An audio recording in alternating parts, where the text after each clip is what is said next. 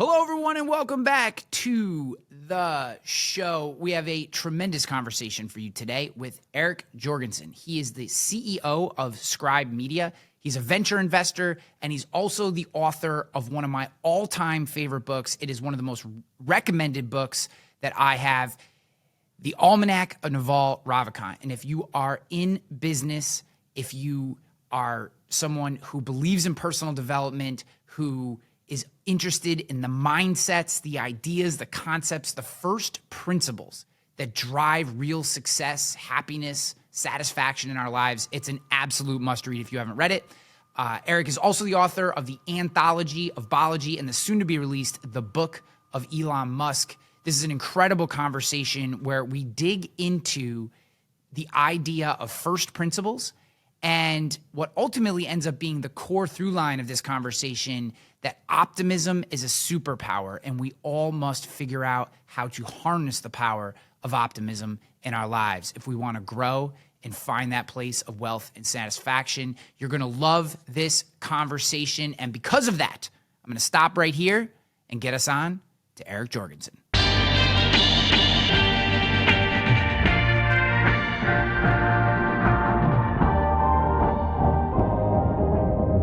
In a crude laboratory in the basement of his home. I came across your work with one of my absolute favorite books. It's on the shelves behind me. It's probably in that stack right there of white books that's like over my left shoulder for those that are watching on YouTube. The Almanac of Naval Ravikant is one of, like, if you want just a punch you in the face over and over again, page-turning book that you come out of with more notes. I think I ran out of ink in one of my pens, like underlining things and writing notes. Like one, what attracted you to Naval to begin with? I had been following Naval for maybe 10 years. I really resonated with even his very early stuff, writing at Venture Hacks. Like, he was one of the early bloggers about the game theory of venture capital and talking about Silicon Valley, like back in the 2000s, basically. So I'd followed him for a long time for like his startup stuff, and watching his following grow as he sort of achieved all of his like business goals, and then turning to a little bit more of a like philosophical. I think he calls himself a philosopher now to a certain extent, like modern day philosopher, or has been okay accepting that moniker. That's maybe a better way of putting it. Yeah, like Shane Parrish called him the angel philosopher. And like that podcast he did on the Knowledge Project, I think is one of the greatest podcast episodes of all time.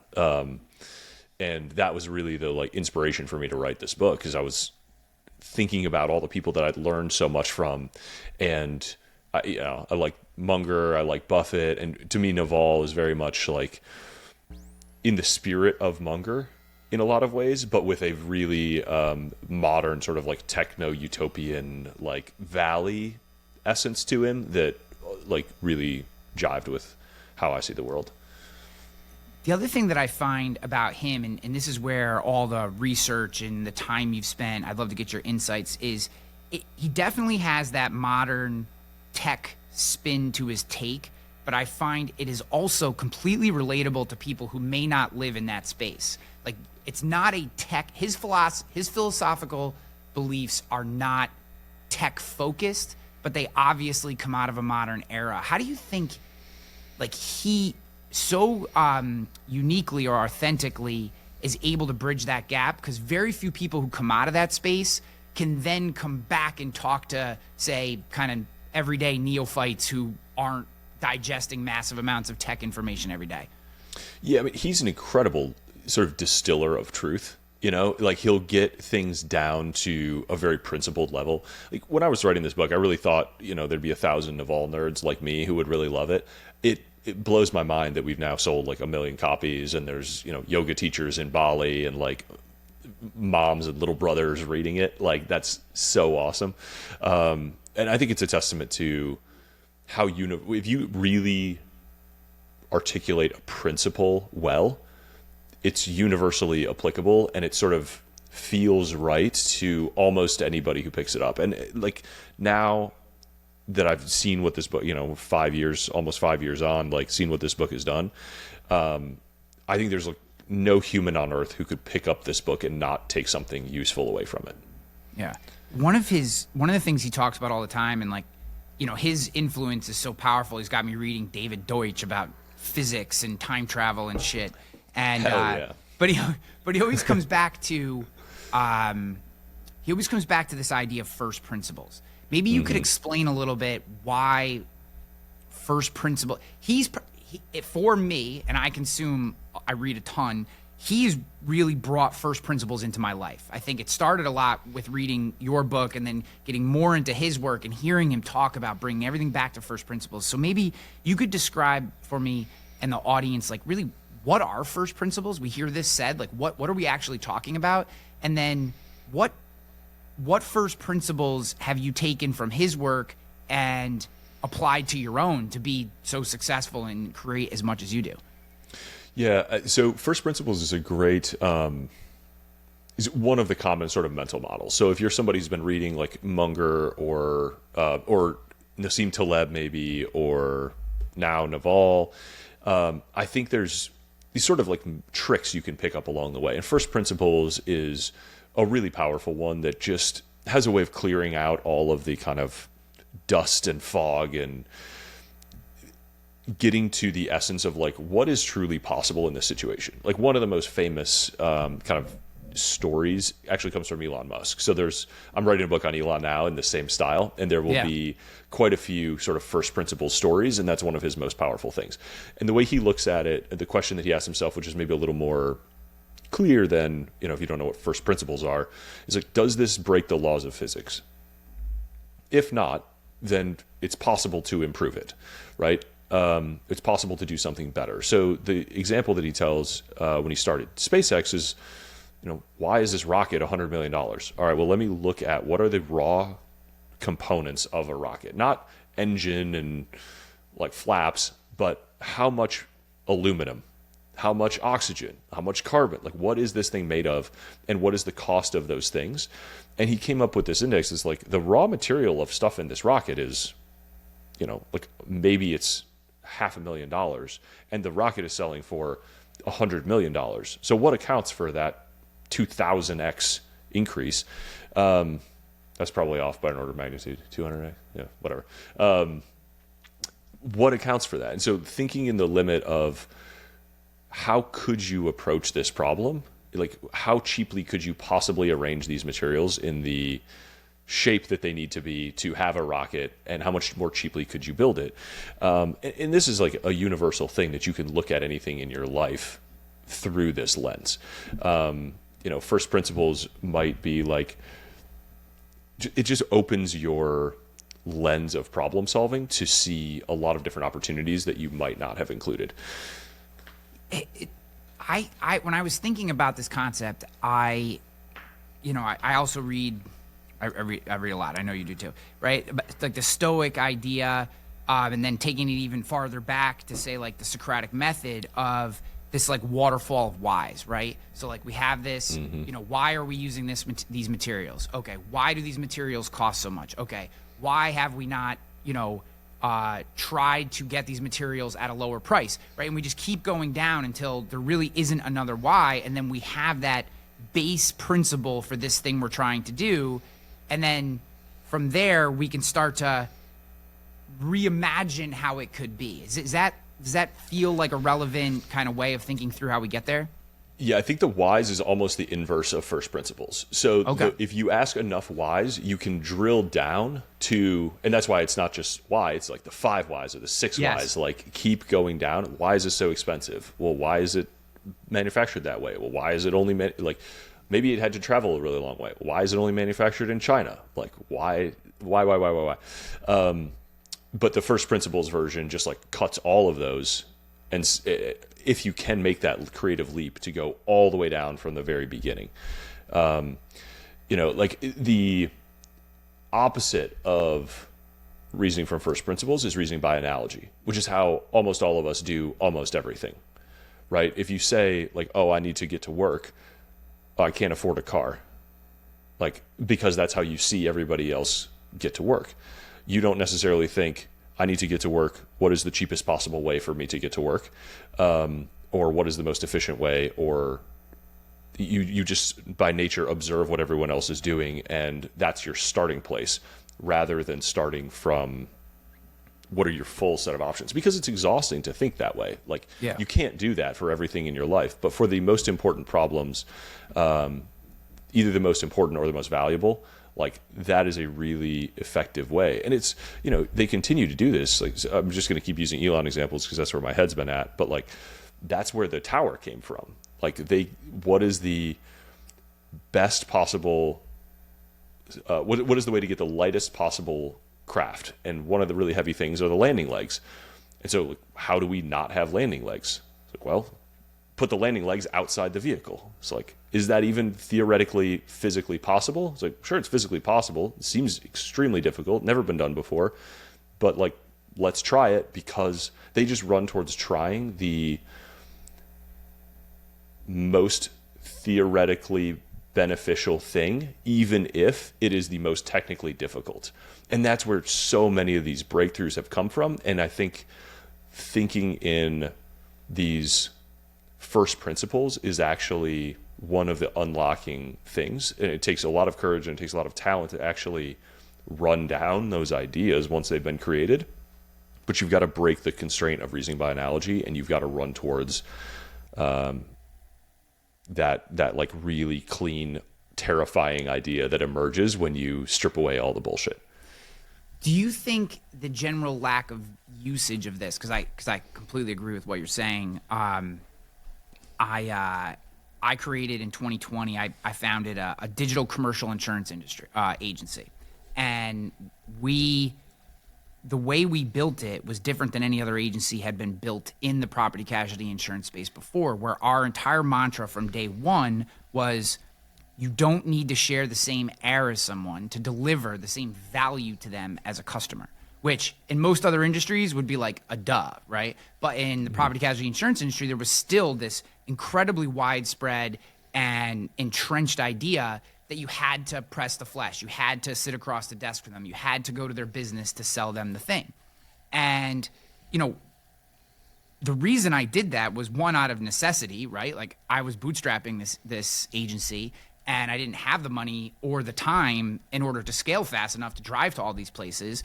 But two, it was kind of thinking back to like this idea of like, why do we have to do that? Like, what is there a cleaner idea, which is all an insurance customer wants is a product that serves their need at a price they can afford, right? At the end of the day. And they want to know I do have a philosophy that insurance consumers want to know they can at least drive to a location and punch someone in the face or yell at them if they do something wrong. But they don't need to share the same air with them. I got so much pushback in my industry for that idea. You're crazy, you're wasting your money, these people will never retain, they're only price shoppers. If they're not willing to meet with you, they're not going to be good customers. I mean, just idea after idea after idea. And when I was thinking about it, I was like, is an unwillingness to allow yourself to go to that level, is it naivety? Like, you're not aware of this concept of first principles? Is it laziness? Or is it, and this is the one that may even be the most systemic to me, and I'm very interested in your take, is it the status hit you could potentially take from the risk of going to a first principle and rebuilding out of what you see and not what has always been done? There's so many reasons for, and usually they're overlapping reasons, for people either letting themselves off the hook or defending the status quo or defending the method that they've been using for the last 5, 10, or 50 years. It's, Balaji has a great line, like, their incomprehension is your moat. Like, when there's just an obvious idea that people are refusing to see, and especially if it like agitates them a little and it seems so obvious to you and they're like attacking you for it, there's probably a good sign that like you're onto something. It scares them enough that they're angry about it subconsciously. They are unwilling to do the work to see what you see or to change themselves to accommodate, the environmental change that has happened to create this new opportunity, which means they're going to be slow to follow or not follow at all. And you're going to have a moat and an advantage that just comes from their inability to, or unwillingness to think more clearly about the space. So you've mentioned Balaji a couple times. I don't know that the audience will be as familiar with Balaji as maybe they are Naval or Elon, obviously. Can you talk a little bit about, obviously, after the success of the format of the Almanac of Naval, you had really dialed in on something. Your style resonated, easy to consume, but very hard hitting, right? So you had kind of a framework for how to craft a narrative that really resonated. Why did you choose Balaji next? I think Balaji is now where sort of Naval was when I wrote this book about him. It's like, 750,000 followers, well known inside tech, but not really outside tech. And I think he's brilliant and contrarian and interesting and unique as a thinker, but not followed in the mainstream in the way that he deserves. And I think a lot of people could benefit from, it all comes back to what can I do for the reader? I followed Naval for 10 years. Everything that I learned from him made my life better. I followed Balaji for 10 years. And everything that I learned from him made my life better. And I want to package this knowledge that's sort of lost in tech Twitter that has benefited me for 10 years and put it in a book and get it out to a broader array of people and package it in a format that is accessible to people sort of all over the world and gets translated and gets shared and gets gifted. And I think books are really, really powerful in that way. Balaji, sorry. No, go ahead. Balaji's kind of interestingly parallel to Naval in both sort of American dream stories. Balaji's a first-generation immigrant family, clearly a brilliant guy, multiple degrees in biomedical engineering, and very successful startup founder in that space. Then went to become a great investor at A16Z and has angel invested in hundreds of startups. He wrote a book called The Network State that is about some of the challenges that the modern sort of nation states are in, and the way bureaucracy really comes to constrain technological advancement. And what I think is the most important idea is the fundamental moral importance of technology and seeing all of history through this lens of new technologies, unlocking new opportunities, improving lives all over the world, changing the sort of geopolitical moment slowly over time. And that lens that Balaji taught me really is also, I think, quite a helpful answer to what you shared before of why are some people just unwilling to see change or embrace change. And working on that Balaji book and following him for so long showed me that there is a technological frontier in every single industry, and those who prosper are almost always close to that technological frontier, and that there's so much to be gained, even small business as an individual operator, by embracing technology and moving closer to that frontier. I mean, technology fundamentally is a way of doing more with less, and there's always opportunities there. One of the through lines I see in the three individuals that you've picked here, Naval Ravikant, Balaji, and Elon, is technological optimism, right? I mean, that's when I think of those three guys, I immediately, what I've been taken by all three. And I will say I know the least about Balaji, mostly because sometimes he goes down nerd holes that I just simply can't follow. I'm listening and I'm engaged, but he will sometimes, and I love that about, I love it, right? Yeah. It challenges you, it forces you to research new things, but sometimes I can't always keep up, especially when he goes into the blockchain stuff. I'm huge believer in blockchain, but the tech is a little beyond. I'm just getting used to AI. That being said, they are all optimists, right? Naval talks about it. I mean, he's done a couple podcasts and he publishes podcasts very randomly. But it is worth subscribing to his podcast because every once in a while he'll put something out. And he did an episode with David Deutsch, who, if you guys are unaware of David Deutsch, he's a physicist, fucking brilliant. And he must have mentioned optimism 5 to 7 times throughout it. And I thought it was incredible because I feel like there's so much fear developing in our world today. obviously there's a lot of issues, and we're recording this after New Year's in 2025, and there's a lot of different factors that are impacting fear. But technology is a big one. The pace of AI. What the heck is blockchain? We got these rockets being launched and caught, and how's that going to impact us? What does multiplanetary look like? What should we regulate? What should we not? There's so much kind of fear and tension and negativity. And these three individuals, along with others, but these three in particular, as I think through a through line of who you've picked, they are so optimistic about the future. Where do you fall on that spectrum? I'm assuming you're an optimist as well. But just from everything you've learned from these guys and the other individuals that you follow, why should we be optimistic about the technological frontier that we're going to be looking at over the next 10 years, 50 years, et cetera?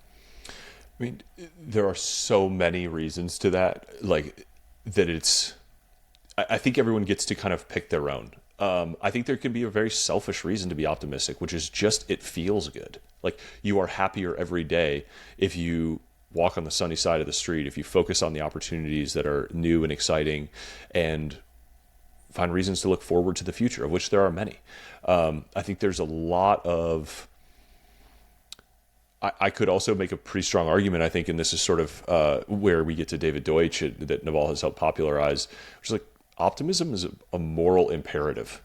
There's some extent to which, when you're doing rally driving, the advice is always like, the car will go where you're looking. So even if you're skidding towards a tree, just keep looking down the road, and the car will end up there. Like, your body knows what to do.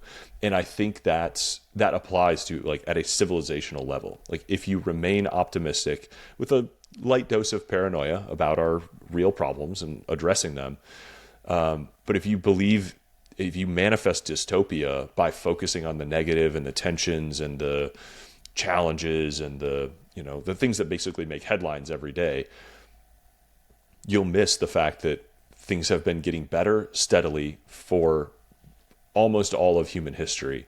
And everything, I mean, look at what we're doing right now. Like, we're sitting in a heated and or air-conditioned building, well-fed, well-clothed, recording on the absolute alchemy device that is computer and zero-margin digital products, and making a podcast that will preserve this hour of our time for thousands, tens of thousands, millions of people, like, years into the future.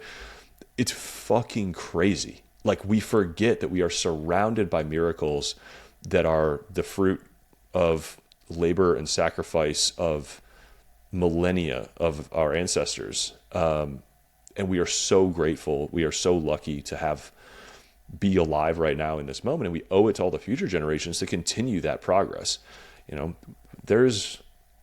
There are parallel universes where we are all, like, wearing loincloths and scrabbling around, stabbing each other to eat moss off a rock. Like, there's a lot of dark and terrible things in our past and a lot of bright and beautiful things in our future. And I think it's very important. Like, the other through line of these three people is that they are very well studied historically. They are optimistic about the future because they understand the past. And understanding the past gives them a different lens on the present than the media is going to present, or than if you just consume the news or the feed or the social media, what you're going to see.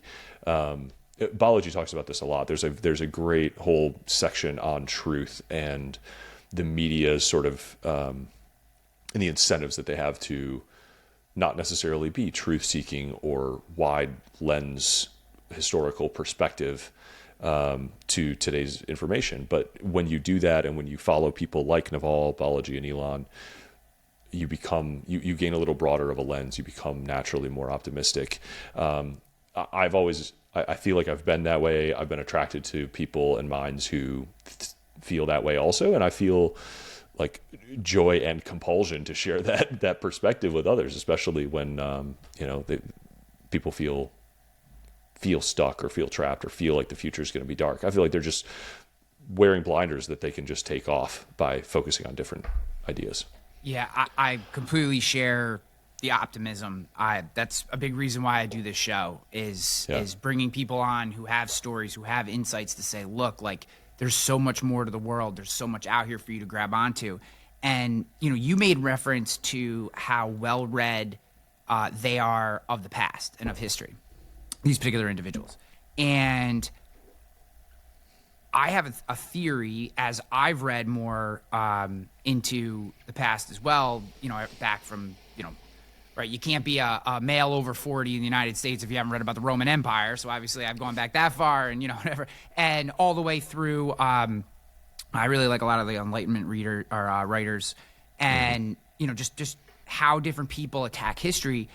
When you understand where we've come from, I feel like you almost have to be optimistic. And here's the caveat that I put on it, is because you understand the pain it will take to get there, right? So I feel like so many people become pessimistic because they feel the smallest little minutia, micro negativity, micro pain, micro discomfort. And they're like, my life sucks, right? I shouldn't have to, why my tire's flat? God's out to get me. The universe hates me. Why me, right? We go down this because we haven't, when you read history and you understand how fucking terrible it was and how these people were still able to live these valuable, fulfilling lives and get through it and perpetuate the species forward and make all these improvements to get us where we are today.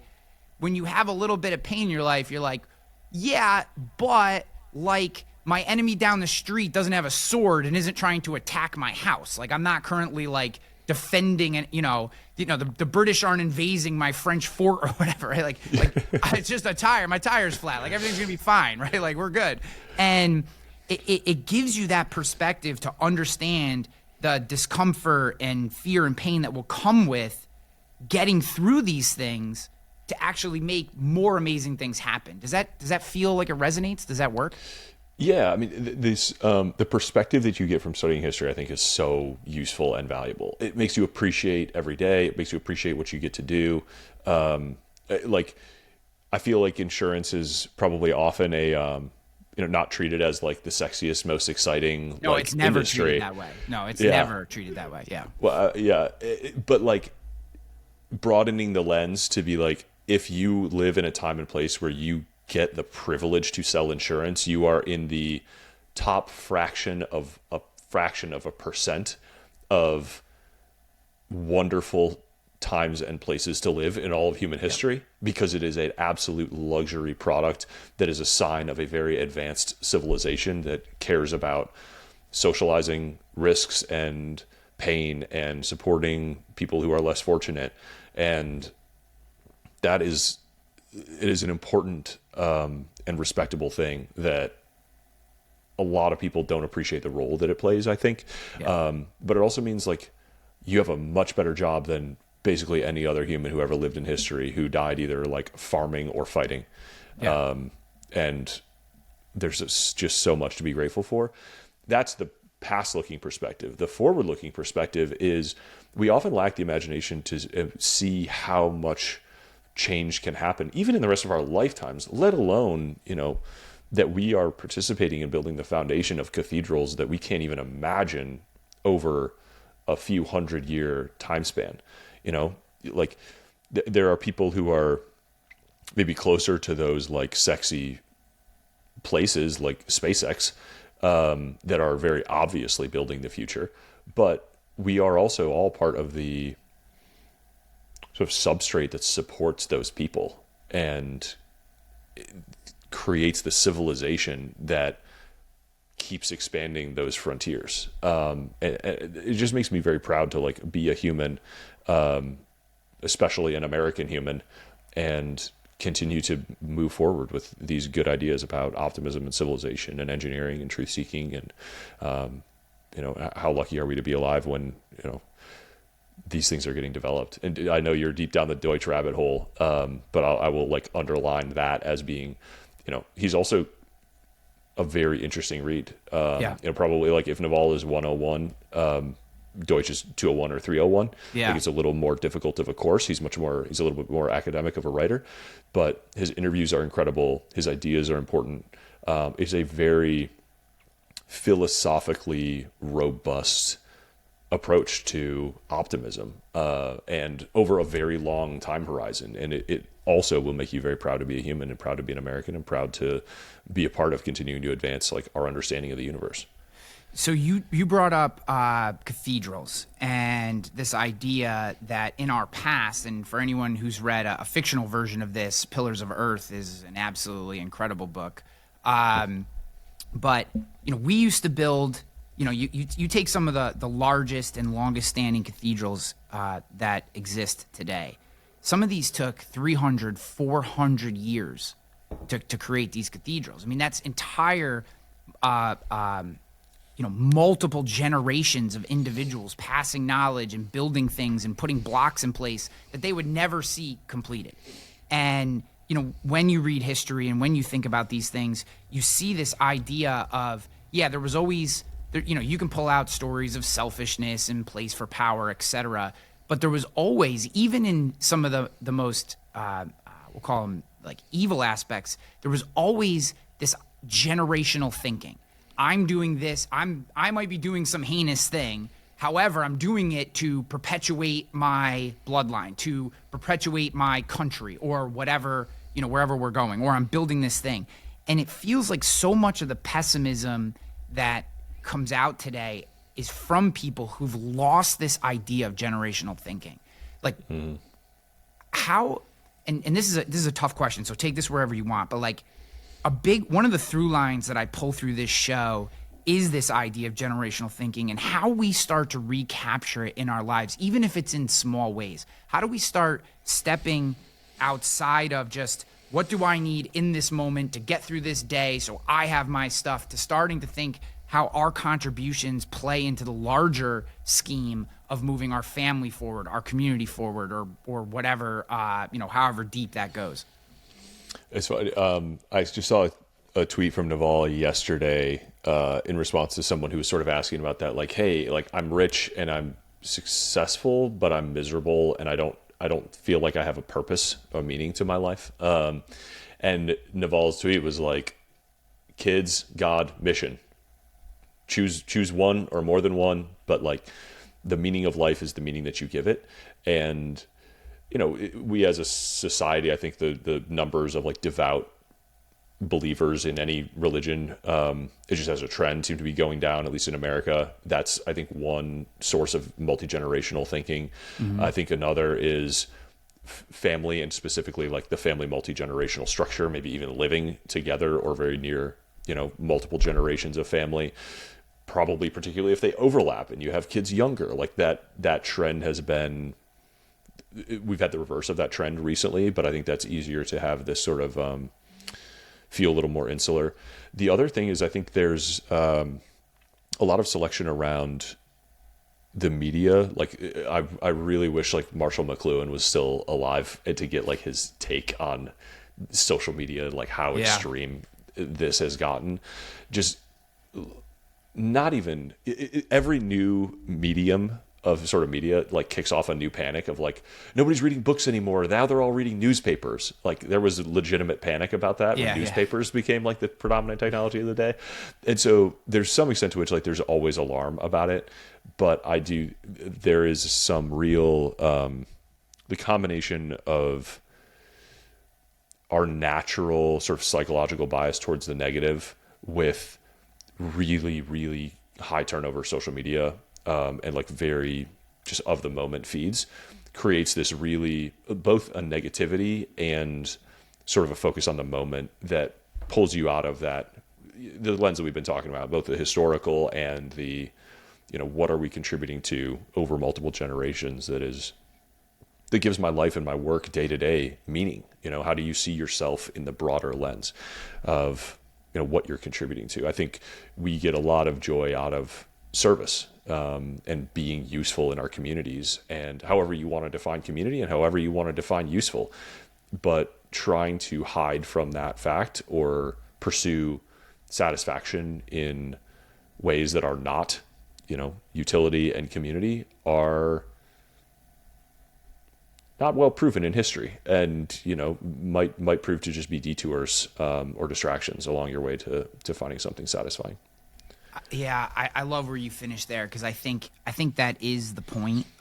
So have kids, believer in God, I'm a Christian, and feel like I have a strong mission. I see so many individuals, the secularist movement that has really taken place, I think, that's come with social media, whether that's coincidence or impacted, I'm sure there's both. It really, and I'm not saying you have to believe in God, right? Or believe in God the same way that I do. My core take on what the founding fathers were trying to do, and we've completely lost in our American experiment, is like, you get to do whatever the hell you want, and I get to do whatever the hell I want, and as long as my shit doesn't impact your shit, we're all good. Like that was like the original vision. It's like, I want to go farm. I want to go kill beavers. Great. Like, just don't like mess up my farm and don't like steal my beavers, and we're going to be all great. You know what I mean? And like, that's the part that I think, and not to get political, but I guess it is to a certain extent, like with, how the whole trans movement has been handled. I felt like I really, I know people who cross dress, or that's what we used to call it, or, trans, whatever. And, I talk to them, and, so much of it has been lost, and like, no one cared. No one cared that you wanted to live that lifestyle, right? Maybe there's always going to be some bigots and some assholes that may, call whatever, but those people have always existed and always will exist. And, frankly, the more outspoken they are, they tend to get cut out of the herd, and in general, communities in America seem to be very accepting. But it was when that movement started pressing its values upon everyone else. Now, look, I say the same thing about Christians. It drives me crazy when, when a Christian is like, well, Eric, if you're not a believer, then you're going to, and it's like, dude, that's your belief. And it's perfectly fine for you to have that belief, but you can't put that on this person over here. So it's like coming back to like, live that life, build things, grow things. But if we do not have a higher cause, and I think kids are a great higher cause, I think, God in some relationship to a higher power, however you want to believe, that's great. And the mission, I think you outlined that freaking perfectly, man. I love it. And it's, these are important things that we're not talking about enough, in my opinion. Yeah, I think there's a great book that we just published at Scribe by a leader who's been the CEO of 2 different Fortune 500 companies. And he started, a very self-made man, incredible sort of lessons. This is his, like, I'm going to give my lessons back to the community book. And he spends the whole first half of the book talking about the inner game and how to not just, yes, obviously pay attention to your health, sleep well, like to perform at a high level in the world of business, you have to understand your inner game. And going in to that book, I thought it was gonna be like, yeah, drink water, exercise, sleep well. It's actually, there is also a lot of finding a positive relationship to your work, finding meaning, not just for yourself, but also creating it for the others around you. And it was a huge part of his philosophy as a leader. And the stories that he told about successfully leading organizations were about imbuing the things that this company or this team was already doing with a new sense of meaning and a positive emotional relationship with that work. And they're incredible stories, and he's a visionary in that way. But I share this to say, like, this does not mean that you have to like flip the table, have a midlife crisis, and like go join the clergy or the Peace Corps or whatever. You can find a meaningful significance in what you are already doing if you just change the context around it, if you change your relationship to it. If you the old parable about there's 2 bricklayers, and one is just laying bricks and one is building a cathedral. And all of the work that almost all of us are doing, some bureaucrats excluded and grifters excluded, is part of building this incredible future for humanity. And this is how I've started to see my work and my wide variety of projects, is just, contributing to a brighter future for humanity and our civilization. Seeing humanity as this gift that is the only consciousness we're aware of in the universe to date, and doing everything that we can to perpetuate that. Are we inherently like good? Yes. Like, I think humanity is inherently good. And if we expand our understanding of ourselves and our understanding of the universe and continue to grow ourselves, like, that is an inherently good pursuit. And a mission that we are all a part of, whether, intentionally or not. We can use that to sort of shape our relationship with the things that we do. You mentioned Scribe Media. You're not only an author yourself, but you also help people publish books through Scribe Media. Can you give us just a little bit of what Scribe Media is? And then, and I know you could probably do 3 hours on the backstory of Scribe, as much as it makes sense in the context of the time and what we've been talking about. Maybe just tell us a little bit about how Scribe got to where it is today. Sure, yeah. So Scribe is the leading professional publisher. So it's kind of a new breed that basically does the opposite of what traditional publishing does. Our belief is that authors should have complete control over their book, their rights, their royalties, and all the final creative decisions. And a lot of people don't realize that, like, when you enter the machine of traditional publishing, you actually give up all of your rights and all your creative decisions. You sort of become, you don't even own your IP anymore. You don't control your pricing. You don't control any of those things. And that really may have made sense, 100, 150 years ago. But like, given where we are now with Amazon and print on demand and social media, it's so many authors having direct control of their own audience or direct connections with their own audience. What authors really want is control over their book and the full upside of their work that they've spent years, in many cases, creating this community around. So we help entrepreneurs, executives, creators, speakers, coaches, for the most part, write, publish, and market their books. And our model is the opposite of what the sort of traditional publishers do. We get paid for our work and our expertise, a flat rate, and then authors make all the final creative decisions, keep 100% of their rights and royalties, and get to do whatever they want with their book forever. And it keeps books from getting trapped in that kind of nether world of, oh, it didn't earn out your advance, you've been going out of print, and you don't really have control, but you can't buy your rights back. It's just this whole messy thing that a lot of people don't talk about. But this company was started maybe 10 years ago by Tucker Max, and Zach Obrant, who Tucker was an incredible author and Zach's an incredible operator. And they built this up into a great company. I mean, they really pioneered this category. And I think especially 10 years ago, seeing where publishing was going and that this was the future of it, I think was absolutely visionary.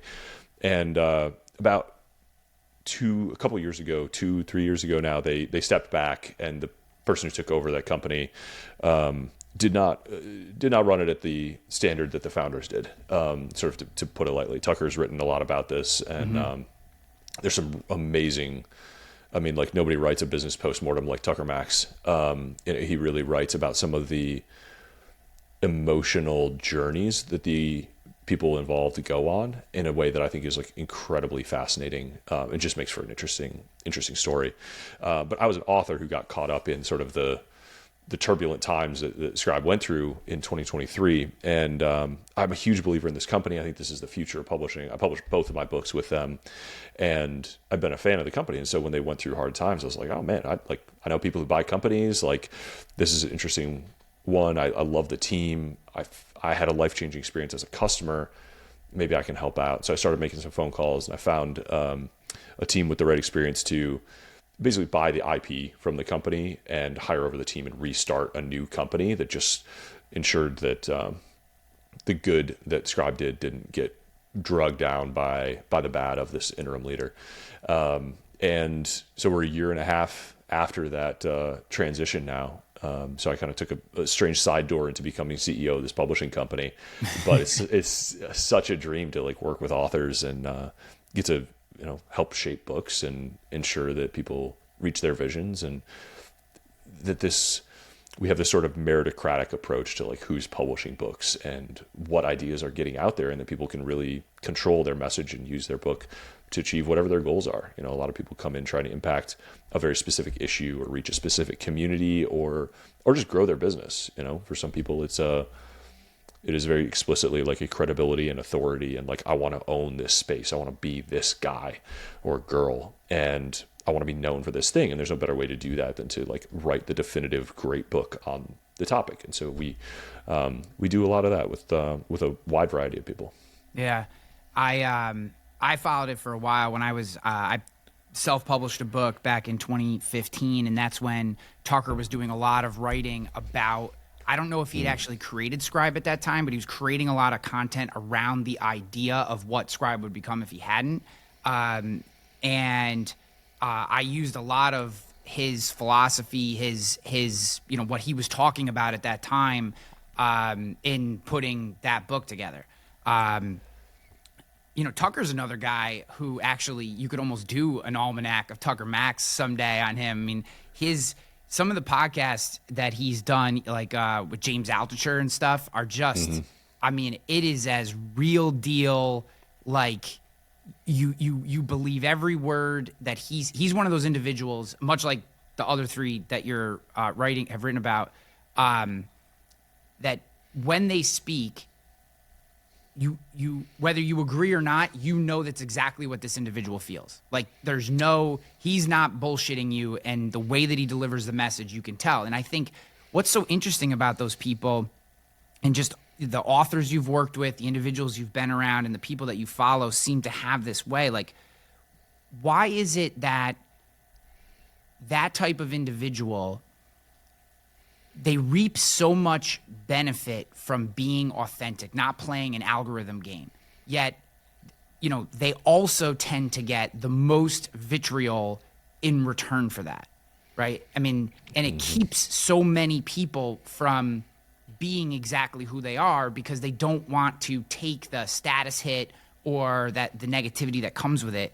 Like when you're working with an author and they're really trying to get their message out, how do you specifically pull out that, how do you give yourself permission to say exactly what you want to say, understanding that there may be consequences, and I don't necessarily mean dire, but there are consequences to any time you are exactly who you are.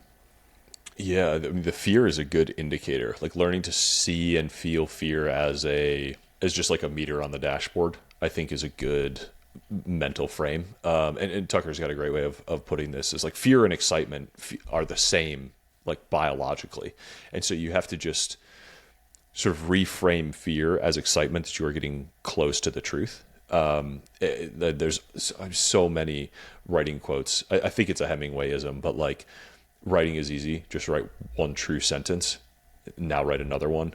Like the things that make, I think you hit correctly, like Tucker is so uniquely honest. Like his superpower is just blunt, straight honesty. And so few people can actually do that. Like because it is valuable because it is so rare. And it's scary, you never know how people are going to react.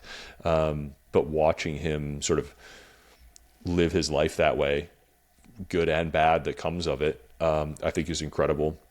I mean, the value that you get when Tucker tells you something is good because you've watched him or you've heard him tell you the last 5 versions were bad is remarkable. Because as you point out, a lot of people default to a kind of appeasing bullshit by nature and just don't choose to live their life willing to fight about any idea all the time. And it's so easy to let that slip away and just feel like you're being shaped by the hands of the opinions of the people around you rather than holding your shape, almost no matter what kind of comes your way. Do you think that plays back into our conversation around the pessimism, when we're unwilling to be our authentic self, when we're unwilling to say, that one true sentence, write that one true sentence as it pertains to our world? Do you think that gap, like it almost feels like that gap between what I want to say and what I'm willing to say, that's where pessimism lives, in that place? We start to feel like, I can't be who I am. It's because of this world. It's because of this outside circumstance. I can't say this thing I want. Do you think that's another factor that plays into that? That's a complicated question because I think there's a lot of yous. Like learning to define you as precisely as possible, I think, is a really helpful exercise. And Naval has talked about this. Not just like, there's a few ways to visualize. I think one is like, you are not the voice in your head. Mm-hmm. You are the one hearing the voice in your head. And the second level to that is recognizing that you can control the voice in your head. You can program it. You can teach it. And so I think on the one hand, the naive, to go back to sort of your example or the question that you asked, like the naive view or the first order view of my truth is pessimism is like, that's just the voice in your head that says like, oh, fuck, my tire popped. Like today's terrible. The recognition that you aren't the one saying that, you're the one hearing that, and you can choose how to react to it and how to interpret it and whether to agree with it is sort of the second level. The third is to sort of recognize, oh, I didn't want to hear that voice and I need to like hammer on that because I don't want that to be my reaction to events like this. I want to be a person who says, well, at least it wasn't two, or at least it wasn't my engine, or I'm still so lucky to have a car, or glad thing I've got a cell phone and there's a towing company right here and I've got enough money to pay for, the tow. No big deal. 20 minutes out of my day. Back to it. Really looking forward to, having a cup of coffee when I get through with this. Like all of those things are the meta lesson that Naval teaches that I think is the most important is that is basically skill issue, right? Like if you are not wealthy, you can develop the skill to become so. If you are not happy, you can develop the skill to become so. If you are not optimistic, you can develop the skill to become so. And so learning to see that and create the environment that makes you into the person that you want to be. Like if you want to have an optimistic reaction to things, surround yourselves with people with optimistic reactions to things. Follow people who are optimistic. Read people who are optimistic. Train yourself out of those pessimistic reactions. Like pay attention. Do this exercise for a week. If you're listening to this and you want to start this, everybody that I've noticed in my life tends to start their, like when you ask how are you or what's going on, there are people who will always, always, always start with a negative observation. Hey, how was your flight? Good to see you. Oh, it was fine. There was a baby behind me that was crying. Or they'll say, it was great. No issues. Everything was on time. Like there are people who 80-20, 90-10, or 10 out of 10 will always start with a negative versus always start with a positive. And I at least try to always be a person who starts with a positive, who observes or shares something positive about whatever I just went through. And help other people see that. If you see, your partner, your business partner or whatever, like always starting with a negative, be like, do you mean to do that? Like the last 5 times, like I wrote them down. I've been keeping tallies. Like, do you want that? Yeah. I think optimism is a superpower. I think Elon said on Rogan's podcast, the future belongs to the optimistic. And to your point about developing the skills, what's funny is people think they're going to be happy when they master the skill. It's in that process of developing it that you all of a sudden wake up and you find yourself happy, And for those of you listening who maybe haven't clearly defined your relationship to that voice in your head, The Untethered Soul by Michael Singer is a book that'll change your life. Eric, this has been fantastic. Thank you so much for your time. Where can people learn more about you, get into your world, get your books, etc.? We'll have links, guys, in the show notes. So either YouTube, wherever you're listening, just scroll down and I'll have links and everything. Yeah, all my personal stuff is at ejorgensen.com. There's a podcast, a newsletter, both links to all my books and my little investment fund. And then Scribe Media is where to go if you're interested. If you think you got a book in you, if you've got an Apple Note somewhere with like book outline, book ideas, book notes, or if you're just have a sense that one would help you grow your business, we'd love to chat with you. Scribemedia.com.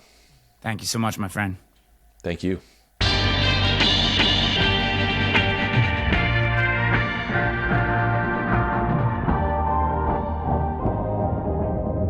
In a crude laboratory in the basement of his home,